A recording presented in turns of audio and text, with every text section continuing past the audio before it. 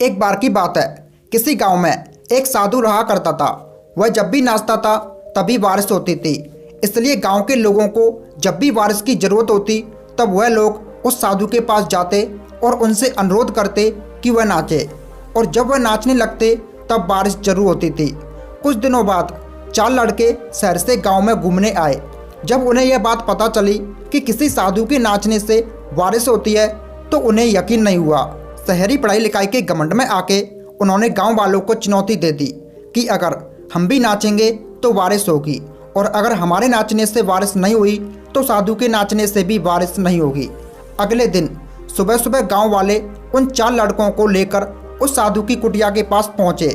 गांव वालों ने साधु को सारी बात बताई। उन लड़कों ने नाचना शुरू किया। पहले लड़के ने नाचना शुरू किया, आधा घंटा बीत गया, फिर पहला लड़का थक कर बैठ गया और बादल नहीं दिखे।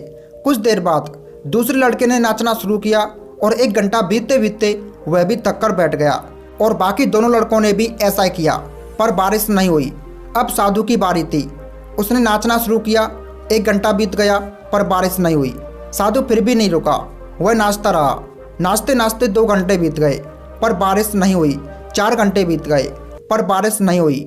लेकिन साधु तो रुकने का नाम ही नहीं ले रहा था। धीरे धीरे शाम ढलने लगी। तभी बादलों की गड़गड़ाहट सुनाई दी और थोड़ी देर बाद जोरों की बारिश होने लगी।